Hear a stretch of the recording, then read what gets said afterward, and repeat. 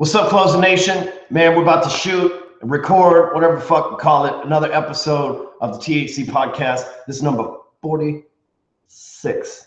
Did I do that right? Yeah, there you go. So it's number 46. We've already said our safe word. Y'all can't know the safe word, right? That's a big mystery out there. It's like no safe word. No safe word for you. We're about to get started into it. Make sure you share this. You're going to enjoy today's episode, man. We're going to get into some pretty deep into the objection and sales closing world. So fuck it. Let's go. Welcome to the Hardcore Closer podcast. I'm your host and founder of HardcoreCloser.com, Ryan Stewman. Listen, if you're in sales, you're in the right place because this podcast is all about salespeople. Man, it doesn't matter if you're selling cars, doesn't matter if you're selling insurance, if you're selling houses, personal training, consulting, you're an attorney, doctor, dentist, plastic surgeon, whatever it is that you bring to the marketplace, that you take a commission off of, that you make money from, you're in the right place because I created this to help you out, right? Listen, I'm here to help you increase your lead flow, right? Get more leads, generate your own leads, man, because once you generate your own leads, you close your own sales, you have power, right? Like a power that nobody else has. You can go anywhere. You can Kanye West demand bonuses from whatever company you go to. You give my $50 million, right? You do whatever the fuck you want to because you have power. So you generate your own leads. I'm here to help you increase your closing ratios so that you can get paid what you're worth. That's what I'm talking about because look, most people don't charge premium fees. They get caught up on price. They get caught, and we're going to talk about that today too. They get caught up on price. They get caught up on all the little quirks, man. You shouldn't get caught up on trying to be the lowest price. You should get caught up on trying to get paid the most because you deserve to get paid. You're here furthering your education. That's proof of that in itself. So, hey, welcome to episode number 46 of the THC podcast. I'm glad that you're here. If this is your first time here, be sure that you check out the previous episodes, or maybe you listen to this in the future and there's even more episodes. Who am I to judge? I don't know. And so, but anyway, regardless, like we're glad that you're here. But here's the thing: if this is not your first episode to listen to, if you've listened to more than one of these podcasts, I need you to go out. I'm begging you, please, just go over to iTunes. And like it's hard as fuck to find. It really is, man. You gotta like click the search button and you gotta type in THC podcast. Your best bet, I'm being dead serious here. I'm not even being sarcasm. This is sad. But your best bet is to Google how to leave a review on a podcast, and it gives you like the breakdown of the 7 steps because this shit ain't easy. And if you got an Android, you automatically get a hood pass anyway, right? Like so. But here's the thing: I need to be on the top of the iTunes charts, not for my ego. Not because I make any money from this. As far as I know, I've never made a dime from this podcast. It's not about that. It's my goal to help 300 million salespeople increase their quality of life. And through this podcast is one of the ways that I do that. I give back. This is like the benevolent arm. And by the way, we're starting a foundation this year too. We'll have more on that. My attorney's already doing the works, but this is like my benevolent arm. This is how I help people who do not have money, who do not have the means, who are just getting started and everything else to be able to hire a consultant, mentor, or program. They can come to this podcast. So I need to get it in front of as many people as possible so that we can help those people. But the people that are consumers now can become producers later. That's what we're trying to do, is we're trying to convert sales consumers to sales producers down the road. And I need your help. If you don't give me a review, then iTunes doesn't know that I exist. They don't put me at the front of the feed. I can't reach the new people. We can't change lives. And that's on you. And that's an asshole thing to do. I'm just being real with you, right? Don't be an asshole. It's 2017. Assholes are so 2016. Get over that shit. Here's like an example from Las Vegas Homes. That sounds like a legit name. Where the fuck do you find these people, Robert? It says this podcast is beyond amazing. I'll take that though. High five. 5 stars. And this was in April. And you know what? I'll say this. I bitch about this every single episode. I'm like, where the fuck did all these people come from in April? But here, I figured it out. It's truly not that Robert's a lazy ass, even though that's still under question, right? And I kid, because Robert's really not lazy, because as soon as I ask him to do something, the shit's done like seconds later. He's really on the spot. He just sounds low energy, but he's really hyperactive. But here's the thing. I always thought, man, why does he keep pulling shit from April? This has got to be like, he's got to be fucking with me. But I see, man, I scrolled through the reviews. There's about 400 of them right now. Thank you to everybody who's left me a review. There, like I said, there's about 400 of them right now. And dude, I guess whatever happened in April, man, you guys flooded the freaking box. So there's like 100, maybe 150 reviews in April. And then there's like a gap. I guess y'all just decided to fucking lay it down. What are we on, union strike here or whatever? But regardless, Robert, I'd like to just formally not apologize, but just point out that, I get it. Anyway, right here, Las Vegas Home says, hey, don't miss out on this amazing podcast with incredible energy Ryan is always giving away free and valuable stuff. Hey, and that just further reinforces what I was saying earlier about being benevolent and really trying to help the sales community. All right, so let's jump into the episode. This is going to be a good one today. We're going to talk about the 10 most common sales objections and how to handle them. Like, hey, manhandle the fuck out of them, right? You know, someone just manhandle that motherfucker, right? Put it back where it came from. And there's really 3 steps to crushing the common sales objections. There is agree, address, and advance. We call that the AAA theory. And look, the first thing that you got to do in sales, and all the sales trainers agree, like nobody is out there that doesn't agree with this theory in the sales world, but you have to agree with the prospect. Because when you have a disagreement with the prospect, then you're creating another sale. Then you've got to sell them not only on your way of thinking, but now you got to then you're selling them on your way of thinking and then back onto your product or whatever it is again that you sell. Like, forget that. Just agree with them and then address their issue, right? Whatever their disagreements with you is, agree with them, address, and then keep moving forward. That's really the way to handle objections. I'll put this formula into work 10 different ways with you, with 10 different objections on today's show. But look, man, you can't overthink it. All right, if someone hits you with an objection, you don't need to start thinking, even if they are dead wrong, right? Even if they are dead wrong, and you guys that are online trolls that watch this show, God bless you, you should think about this when it comes to your political arguments too, right? But excuse me, when you guys have disagreements with people, oftentimes, even if you disagree with them, if you agree with them at first and then address the actual issue that they give you, and this could go for objections, arguments, or anything, and then advance your agenda on past them. So here's the thing: agree with the prospect, address their issue, advance through on to close. So don't overthink it. Just try these, right? So here's the first one we get a lot, and you know, there's always like the smart salespeople that say, well, you shouldn't get this objection, but shit happens. Prospects can be slick. And that's I like to speak to my partner. And I mean, dude, like people say that a lot. They're like, you know, I'd like to talk to my partner. And I'm like, dude, you didn't say that you had a partner when we got on the call. And a lot of salespeople, smart salesperson, ask up front, is there anybody else who we need to get on the call in order to make a decision? And they usually go, no, I can pull everything off. And then when you get on there, they're like, oh, no, it sounds good, but it's more than expected. I need to talk to someone.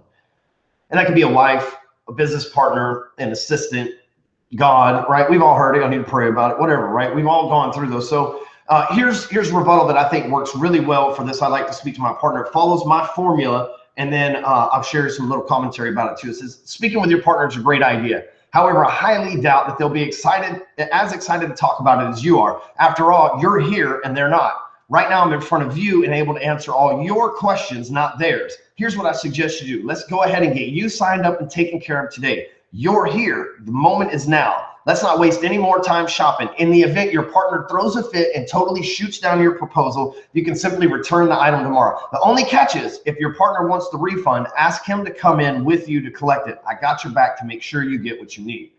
See, what you've done is you've agreed with them. It's like, hey, speaking to your partner is a great idea. And you'll be able to, this actually will be able to give you the notes and stuff on these as well, so you can actually read them. I know some of you like want to print this shit out and everything.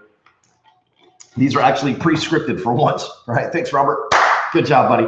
All right, so, but here's the thing. Like when people say they want to speak with their partner, what they're really saying is they don't have the confidence in the decision that they're making with you to be able to go in and tell their partner that they made the decision. If they were 100% certain that whatever you sold would benefit them to the way in their liking, in the way that they need, they would not have to speak to a partner. They would be so convicted, they would go sell your shit to the partner. So when someone says, I need to speak with my partner, that's because they're not certain, and they're actually looking to their partner for the certainty that they lack. And they're hoping maybe the partner will ask harder questions. Maybe the partner will see something I didn't. I'm just not certain. And when people aren't certain, they don't make a decision.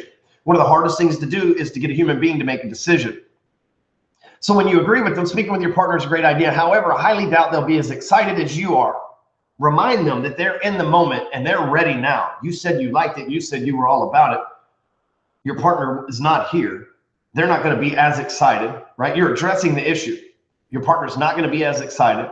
Your partner didn't even make the time to be here. He left the decision in your hands. Let's close this deal and move forward. In the event that your partner throws a fit, now I think that it's important to use this word track.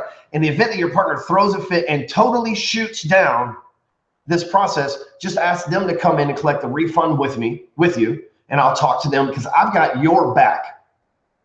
And I want you to be able to get what your company, person, whatever needs.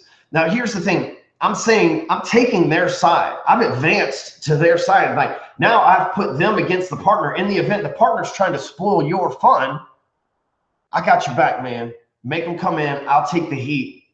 I'll deal with the refund stuff, and maybe we can sell them on moving forward with our agenda. So take note on that one. Here's another one we get that, again, revolves around a decision, obviously, is people just say, hey, I'm just not ready to make a decision yet. When I sold cars, I hated this one. This was like, man, this was like the biggest, like, shit, man, especially if it came from an analytical person. If it came from someone who, like, I'm taking their application and everything, and all of a sudden I find out that they work in the engineering department of the Ford dealership or whatever the case may be, I'm like, man, dude, this is going to be a tough one. Thank you. We're on the camera here, just for the record. Thank you. Somebody just come in on interrupting. Like, no, I wasn't inviting you to interrupt. I'm telling you, get the hell out of here. Anyway, we try to lock the studio, ladies and gentlemen. We keep the kids out, but the adults sneak in. That's just part of the gig over here. But anyway, so I'm just not ready to make a decision yet. And people working like the engineering or the HR department or whatever the case may be, it was frustrating me because I know those people need to analyze every single detail before they decide to move forward. And if someone hits you with the, I'm not ready to make a decision yet, that's a tough objection, especially if you respect somebody's perspective or whatever. So here's what I do. We'll follow the AAA method. I say, I agree 100% that making a decision takes preparation. That's what I'm here to do for you, prepare you to make a decision. We both know that you need the product. You said you like it. It solves your problem. The longer you go without making the decision, the longer the problem will loom. Look, let me help you. Let's close this deal and move forward, right? And the simple thing is if they say they're not ready to make a decision yet, they're indecisive because they lack the information to be conclusive and feel 100% confident that they've made the right choice. And so it's your job to agree with them. Hey, I agree. Making a decision takes preparation. But that's what I'm here to do for you. I'm here to prepare you to make that decision. Look, we both agree that you need a product. You like it. It solves a problem. And the longer you go without making this decision, the longer that problem will stay in your life. Let me help you. Let's just get this done. And you'll find that oftentimes that's all it takes to get somebody off the fence. Sounds simple. Most things in sales are. Sales is simply an agreement, a psychological agreement between two individuals. Anytime that I'm talking to you or you're talking to me or I'm communicating to the masses or anybody's communicating to me, we're having three things are going on in our mind. We're agreeing, disagreeing, or we're calling bullshit on it. And so when someone says they make a decision yet and then you've agreed with them, it's hard for them to have that conflict because it's a series of psychological, like basically clicks, right? Along the mousetrap of how our brains work, right? Our monkey brains work. And it gets them off of the fence. The simplest things oftentimes work the best. The next one is it's too expensive. I don't know about you, but I have never worked for the cheapest place in town. Matter of fact, I am such a hard head, do shit the hard way motherfucker, and it is my biggest downfall. But I am such a hard-headed dude that I usually go work for the places that cost more money because my ego's so damn big, I think that I could sell that anyway. When I worked for the Ford dealership, we didn't do, $1,000, $1,500 below invoice F-150s. Dude, we sold shit above invoice. We made I think it was $3,700 per copy on average there at selling Fords. And we premium price Fords. The same dude on the same dealership down the road that you could get the shit cheaper from, but we were in the right neighborhood selling premium products, allowed me to earn a little bit more money on the growth side. Which made it really cool. You sell 25, 30 cars and you're running $3,500 to $3,700 per copy. It's not a bad little live. Some of you old car dogs like, that ain't shit, man. That ain't shit. I said on average, right? We get some big ones sometimes, but we were in the right place. But so it wasn't the cheapest. When I worked for the mortgage company, we had the biggest, the most expensive fees out there. Everybody else is like $1,200. We were $1,500. $300 doesn't sound like a lot, but to the analytical type, it is. And so here's how I always handled the too expensive. When I worked for the car wash, we were the most expensive car wash in the area as well. Here's what I say. I agree it costs more than what you came in prepared to spend. I'm agreeing. We both know you don't want a cheap product though. Cheap products don't solve problems. The key is not how much my product costs, but how much getting the solution to your problem is worth to you. There's no such thing as a solution to a problem being too expensive. There's only those who aren't willing to do what it takes to get the problem solved. I'm ready to do what it takes to get this problem solved for you. Are you ready to do what it takes for yourself? Let's do this. Here's the thing. When someone's saying that it's too expensive, they're not saying they don't want it. They're just saying, damn, that was a little bit more than I figured. increase the value so I see it, so that I can make that decision and it not be expensive, it be totally worth it. The same pair of pants, I know some of you are going to shoot this down, fashionistas or whatever, but the same pair of pants, a black pair of slacks, sells for Nordstrom's for $500 and at Kohl's for $40. Then you can go to Kohl's with some Kohl's cash and get a coupon, and you might get them for $20, and they look the damn same. So it's never about price, right? Yet more people are shopping at Nordstrom's, and people go in there and they buy the same damn black pants you can get at Kohl's, the same shit, for 10 times the price. It's not about it's expensive. It's they see the value in the service that they're treated at Nordstrom versus, you know, fighting Big Bertha over here for the freaking sale rack at Kohl's at 8:30 because of a fucking door buster early bird block banging sale or whatever the hell they have, right? So it's never about the price. And if someone says it's too expensive, all they're simply saying is, hey, you know what? I like this. It's a little bit more than I expected to spend. Show me the value, right? Show me why I'm paying a little bit more for your shit. In the mortgage world, I would tell people, listen, you're paying premium pricing because I guarantee you're going to close in 21 days. If not, I'll lower my shit to whatever you want it to be.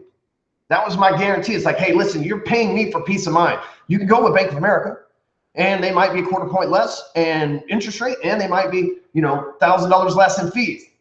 But if you don't close on the 30th and you have to extend the contract that you already have, it's going to end up costing you another $5,000. The sellers have already established that. And I promise you, Bank of America and their million applications a month does not give a fuck about you. However, I'm only dealing with 25 people this month, so you're one of the people I know. Who are you willing to take a chance on? You see, at that point, it's not about my fees. It's about, oh shit, this dude can get the problem solved.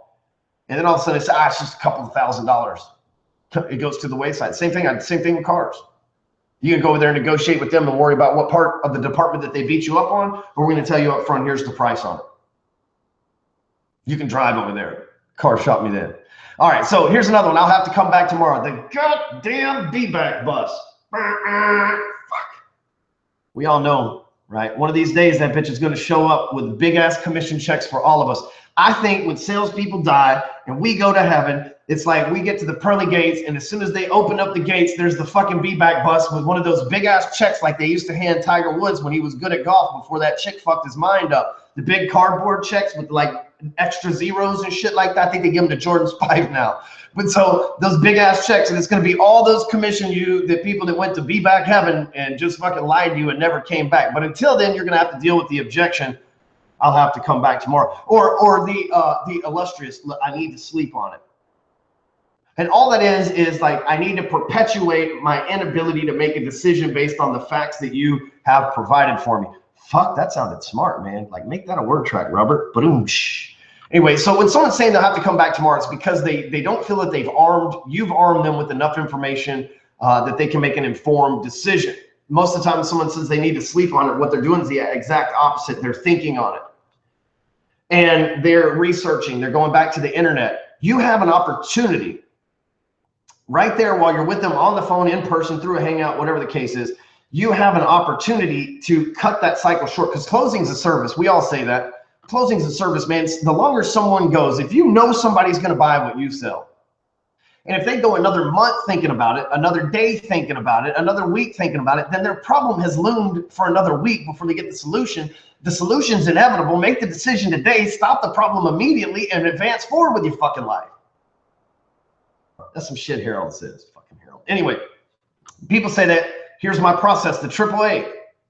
I completely understand you're running short on time. You've come here, you've spent your time with me, now you have to go. Coming back tomorrow only takes more of your time though. You can spend a few extra minutes with me right now, here, while we're on the phone, and we can get this over with instead of you spending more time calling up, making schedule and everything else tomorrow. Look, you know you need my product. You know you're going to eventually get it the next day or so anyway. Let's sign up today, and if you change your mind, 2-3 days from now, whenever, then we'll cancel the contract. How about that? Let's move forward. Right? We give them an option. Hey, man, let's make the decision today and start working forward. And if for some weird reason you change your mind, we'll just fucking call it off in a few days. Make them feel comfortable. You know, if you're going to over-deliver the service, nobody's going to leave your shit anyway. Here's another big one, and especially for you guys that are doing car sales, you guys that are doing mortgages. This is a huge one for mortgage people. Insurance. This is huge for insurance too. It's I need to shop your competitors and make sure I'm getting the best deal. You know, I need to shop around, find out I'm getting the best deal. I want to make sure I'm not getting ripped off. Man, those are common objections. We hear that a lot. And people are, you know, they're pretty open about it. Like, dude, I'm going to check the internet, make sure I'm getting the best deal. And it's frustrating. However, it can be closed paths. And oftentimes, like if someone wants to check your competitors, you can just hop right there on the, you could share on the computer, like a Google Hangout, like we're doing right now. Or you could get on the phone with somebody and it's like, hey, well, let's look at cars over at this other dealership, or let's look at insurance rates on progressive.com. You can do that all right from them. Just depends on how bold you are. But here's what I say. I follow the AAA method. I understand that you want the best deal. We all do. There's nothing wrong with that. And we can easily do a quick Google search if you like to see that our price is the same as better as anyone else. I'll meet or beat whatever's out there. But what I care about is you. I want you to be happy, and I want you to be glad that you decided to do business with us. I assure you the deal on the table is way more than fair. And if it's not the best, then I'll take care of that as well. Let's close this up, move forward. Let me show you why people love doing business with me. I'm giving them an opportunity. It's like, hey, you can shop around for the competitors, and you're going to find out that they're not as fucking good as me anyway. So let's just get this shit done. And let me show you why people like doing business with me. I used to say that all the time in my videos for the car dealership and in the mortgage world. I used to say that all the time. Let me show you why people like doing business with me. Because you know what, it's no secret. I'm known online as an asshole and douchebag and overrated and ego and all that stuff, man. But I can tell you this, my clients love me. The people that hate on me have never been a client. I treat clients like gold. And I know that I'm the best at this. So you know what, if you want to look around at some of these other coaches and stuff like that, feel free. But look, here's the thing. Why waste your time doing that when we know that I'm the best? That's how I've always felt in the mortgage world. That's how I felt that the car, hey, we're going to get you in and out here the quickest, and your car's going to look the cleanest. I've always felt like that, you know, whatever it was that I was doing, I was the best. There's really, we can look at the competitors and I can meet or beat that thing. We can just fucking move forward, and I can show you why, even if you're overpaying, it's totally worth it, because I'm going to give you an experience you'll never forget when it comes to this. Another one, and then we kind of touched on this earlier, you know, let me think about it. And again, that's somebody that's a stall tactic. You see, one of the hardest things to get a human being to do is make a decision. I know I said that earlier, but let me elaborate on this a little bit. When you, as a human being, most of us have made shit decisions for most of our lives. Okay, salespeople, you know, we fucking really made some bad decisions in life. That's why most of us are in sales. I'm not knocking the industry. It's a great industry. We make a lot of money, but it's full of a bunch of fucking degenerates like myself, because it takes that personality of somewhat like somebody who's made a bunch of bad decisions to be able to and overcome, to be able to power through sales. Really and psychologically, I believe that. But here's the thing, is like most humans make a bunch of bad decisions and then they stew on them their entire lives, right? They like, I hear people give me excuses from 10 years ago, shit that happened a long time ago, a decision, a small decision they made a long time ago is affecting their life. I get messages like this all the time. And because of that, they've made these bad decisions, and they get kind of used to making bad decisions. And a lot of people, they don't like themselves anyway. They look in the mirror and they're too fat, too thin, too tall, too short, too ugly, too long hair, too not enough hair, red hair, brown hair, black skin, white skin. Like there's something wrong with all of us, right? The media and all this shit's got us thinking about this. So we kind of self-loathe ourselves in a way, right? We don't like ourselves. We have this like, oh, I look in the mirror and Amy's like, oh, you know, you're in great shape. And I'm like, I'm fat. She's like, what the fuck do you mean you're fat? But like we all have this like this self-pity of ourselves, right? That's like loathe for how we are. It's the way that we're wired because of the magazines and all the TV and Hollywood and shit like that. And so and the reason why I say this is we're used to making bad decisions because that's the decisions that we've been guided through our entire lives. And we're usually not happy with ourselves. So we think that in some weird way, psychological, that we deserve the byproduct of that bad decision. And what happens is we get used to making bad decisions and get scared of making good decisions because it becomes a habit. So when someone says, let me think about it, they usually know that they're about to stumble on a good decision, but they're scared to make a good decision because if it works out and they have to do X, Y, Z result or that problem solved in their life, they can no longer be a victim to it. They can no longer complain about it. They can no longer use that as a mechanism for holding them back or whatever the case may be. And so what they do is they try to create a stall tactic that keeps them from getting exactly what they need. And man, it's a frustrating process. But here's the thing. Here's what I say. I agree you need to consider all the options before pulling the trigger. That's completely normal. But here's the thing, though. If you've been thinking about this, and I know you have, and you've been thinking about it for a lot longer than you've been here on the phone with me, you've thought about this a lot. That's why you showed up. You want the product. It does exactly what you need. You just want to make sure it's the right decision. I get it. And let me assure you with 100% certainty that it is the best decision for you. thinking about this for another day, another week, another month, it won't change the fact that you need this and you want it. Let's just get you what you need and move forward. Here's the deal. So I have put this systematically in place, like, hey, I agree with you, man. You should be thinking about it. But the chances are you've already thought about it long before you showed up here, because we all know the shopping begins on the internet. People don't just drive down the street and go, oh, hey, I think I'll go check out the price of solar roof. I'll go check out the price of furniture. Like, people don't just do that. It doesn't just happen. There's a need. They've been looking for it, thinking about it, dreaming about it, wanting it, desiring it. There's a need. When they show up at your place, they want to buy. They just need to be, they need their objections handled. Here's another one. I wasn't prepared to buy today. I know this happens a lot in the furniture sales. People come in, they arrange their living room, they write down their budget, and then they're like, okay, well, now we're going to go save for it. Or now we got to sell our furniture, or whatever the case may be, or sell our current furniture. And so a lot of people, again, it's a stall tactic. I wasn't prepared to buy today. Plus, a lot of people, they were totally prepared to buy today. They're just not convinced that that's the solution for them. So they use this as a stall tactic. Again, the AAA method right here will work for you. So when someone says, I wasn't prepared to buy today, I agree with you on being prepared. You need to be prepared before you make a buying decision. No one wants to be sold on something before they need it. When we were talking earlier, you said this is exactly what you needed. And I'm not sure how long that you've been putting your needs off, but that's not a good thing.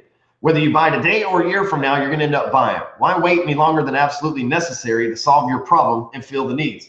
Let's get this over with, sign here, and get this all fixed up. And most people, again, if they weren't prepared to buy today. That's what they say. I wasn't prepared to buy today, but they didn't say they are not able to buy today. Most people, they want to buy. They need to be closed, because your confidence and your ability to help them make a decision and get confident behind it is generally what they need. And it's weird. You know, I talked about this yesterday as like people ask for testimonials from strangers. Like, so you're a stranger but now you know me, we've been on the phone, but now you want me to introduce you to more strangers that may or may not have ever bought my service and can tell you stuff. This is just insane, right? You're prepared to buy, make the decision. You've been thinking about this for a long time. You've prepared, you're here, you know you want it. Dude, stop torturing yourself, man. It's not cool. It's not cool, man. Don't do that to yourself. Just don't do it. All right, another one. I've got to go home and do some research first. This happens a lot. People come in and they try to play the I didn't research before I came in here. And like, here's the thing. I'm going to go on a little tangent here. Here's the thing. Like, we salespeople, we get treated so badly. They make movies about us, and we don't get like the cool movies where we're like some kind of hero. Like, the best movie we have is like Tommy Boy. Tommy Boy inherits a business. His dad dies. He gets a mentor. He, you know, fumbles his way through sales. He finds his groove. He saves the town. He gets the girl. Like, that's the biggest hero sales movie we have. But you know what, the big movie, that's not even considered a sales movie. It's considered a movie like a comedy, right? Just a comedy with Chris Farley. Most people don't even think of it in the light that I mentioned it. Instead, we get like Wolf of Wall Street. I like Jordan Belfort. He's a cool cat. That's a great movie, but it's all hookers and blow and shit like that. Not all of us are that way. And a lot of us are, and there's nothing wrong with that. But at the same time, most of us aren't. And the other thing is, you know, he was like stealing from people in the movie. And I don't know the story of what happened in real life, but in the movie, he was stealing from people. And so we get portrayed as thieves. Anytime that we're successful salespeople, we're stealing stuff. When you watch The Goods with Ari Gold, it's like these guys were fast talking, slick. They were, you know, drunkards and stuff like that. And some of us are. But we don't ever get portrayed in a positive light. So when people see us, the public sees us, they don't realize that we have huge hearts. They don't realize that we love prospects. They don't realize that we're natural born problem solvers and people pleasers. They don't realize that. They don't see the good in us because they have this stigma that the media's put on us, that salespeople are sneaky and shady and seedy or whatever S word you can, shitty, whatever you can fly in there. And so people are scared of us. And so when they meet us, they say things like, hey, I've got to go home and do some research first because I don't want the big bad salesperson to rip me off. So here's what you do. Just follow the AAA method. And it never changes. You see the pattern that I'm laying out for you guys here? You can give me any objection, and I just follow this pattern. Agree, address, advance. I agree with you that research is an important step to make an informed buying decision. But let me ask you, though, have you done any research before you contacted me, before you came in here today? I'm sure you have, and I'd be willing to bet you know a lot more than you let me believe. That's okay. I get it. People can be leery of salespeople. But look, I'm here to assure you that my product, service, and satisfaction, that you're making the right decision, and you're going to get exactly what you need. Let's wrap the deal up and move forward. And all I'm doing is I'm just addressing their issue, and I'm advancing forward, right? I'm following the AAA method to We got a couple more going on, and then I'll give you the recap. So we actually able to nail this out in about 30 minutes. It's not bad. I can get it cheaper online. Like, shut your mouth, Amazon, Jeff Bezos, you damn billionaire salesperson. Y'all realize Jeff Bezos is a modern day Sam Walton, dude. Like, we live in, like, I'm not, this isn't the Joe Rogan show for me to go off and everything, but we live in fucking amazing times. If you're not paying attention to the bullshit the media is putting out there and the keeping up with the Kardashians bullshit, like if you're paying attention to what's going on, we live in a fucking alternate universe. It's fucking crazy, man. So here's one that I hate though. People say I can get it cheaper online. And thanks to, Carvana and Amazon and eBay and, for some reason, and this was a fucking terrible idea on behalf of the retailers, but for some reason, and I get it because they don't have retail space, they don't have to pay a salesperson, but like the internet has been the place to go to get cheap goods. And it's weird because, I mean, the internet, I think the goods on the internet should cost the same as the goods in the store. I mean, it's the same fucking thing. But people have been socially conditioned and psychologically triggered to think they can get things cheaper online. You fucking car dealers are the worst at this. You got people that get the internet price, and then you train people to get the internet price, and then you complain when they come in and they want the internet price. Then fucking stop telling them it's internet price. Just call it the fucking price and give it to the people that walk in too. Then maybe they wouldn't have to go home and sleep on it. Then maybe they wouldn't have to go see if they could get it cheaper online because they get the same damn fucking price as everybody else because it's the same fucking thing they're buying, whether they buy it online or in person. Rent is not over. But anyway, here's what I say. I agree that online can sometimes be a less expensive place to purchase this. However, online takes the human element out of the equation. That means you have questions, a problem comes up, or you need to return the item. It's all up to you and some computer. On top of that, what most people don't know is that most items sold for less online are scratch and dent. There's a reason they sell them for less, and I assure you it's not because they don't like making money. My price is fair. My service and support come along with the package. Let me help you make the most of this product. Let's move forward. I'm agreeing, addressing, and advancing over them. And then I'm also instilling a little bit of doubt. If you're paying attention to this right here, I'm also saying, look, there's a reason that they sell them for less, and I assure you it's not that they don't like making money. That puts some doubt inside the mind of the prospect, like, no shit, that makes sense. Like that, I got that honestly from a Louis C.K., I think it was. He was, it's Bill Burr, sorry. I don't need to give credit to the right comedian.